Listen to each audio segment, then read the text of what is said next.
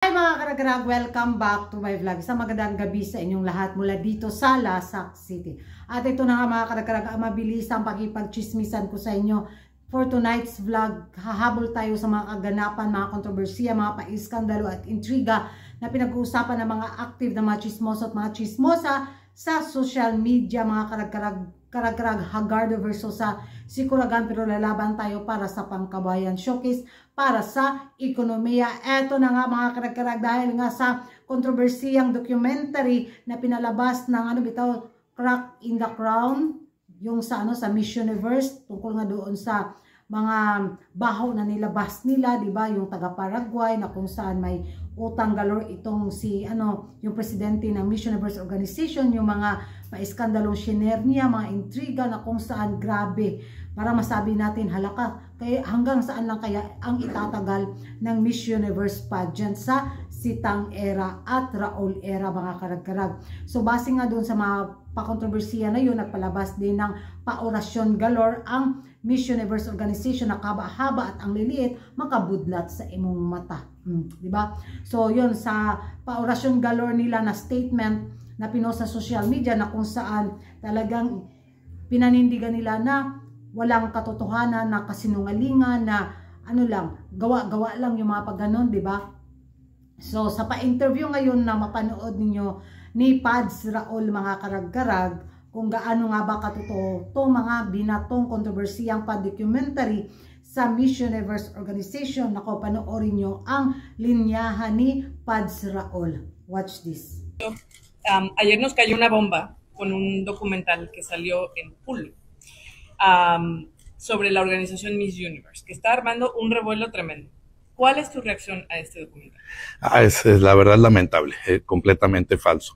Quien verdaderamente piensa, tiene algo, y demás, pues acude a los medios correctos, como son los tribunales legales y demás. En este caso no, acuden a los medios porque es gente que lamentablemente quiere ganar sus 2 minutos de fama y jalar los reflectores, y a mí verdaderamente se me hace más lamentable que le hayan dado esa cobertura cuando verdaderamente no tiene ningún documento que justifique eso, porque no lo hay. El que una persona se llame o se autodenomine CEO cuando no existe ningún contrato, nunca lo fue. Cuando otra persona dice que representaba o que iba a representar, son de las cosas que con la pasión que existe de muchas gentes alrededor y mal enfocada esa energía alrededor de la marca de Miss Universe, es algo con lo que tenemos nosotros que lidiar día con día, pero que es completamente falso, y que yo ayer mismo di instrucciones a los abogados para que primeramente pues emitan un comunicado que se va a subir a la página oficial de Miss Universe, en el cual puntualmente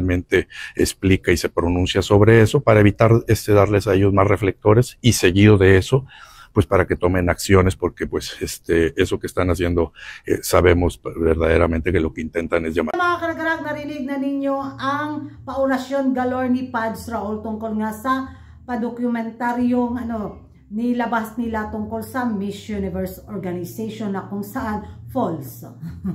Yung walang katotohanan. Ay impas galore ni si Pads Raul, mga karag-karag. So talagang hindi naman talaga yan sila aamin, di ba? Kahit kano pa yung mga katotohanan na lalabas, talagang deny to the max sila hanggang makaya nila. Kasi sino ba namang buang naaamin doon sa binatong mga pakontrobersiyang binato sa kanila, di ba? Syempre talaga maninindigan talaga silang walang katotohanan. Pero soon malalaman din natin kung sino nga ba yung nagsasabi ng totoo, di ba? So abang na lang tayo, mga karag-karag, kung tuluyan na nga maglaho sa bula ang Miss Universe pageant, or uusad ito ng ilang dekada pa sa pamamahala ni Pads Raul at saka ni Sitang. So base nga sa mga pakontrobersiya at mga paintriga ngayon, mga karag-karag, dito nga sa nanalong Miss Universe 2024 na si Inday Vicky, di ba?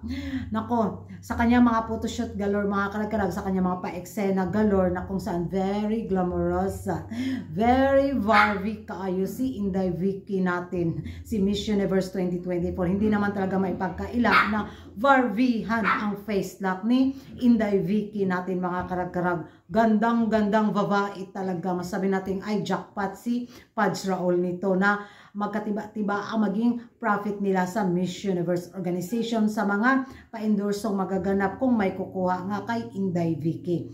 So base nga sa mga kaganapan ni Inday Vicky mga karagkarag na kung saan nahaluan nito ng mga pa-intriga na mga active na mga chismoso at mga chismosa na nakahalata bitaw sa sobrang dikit nitong si Pads Raul kay Inday Vicky.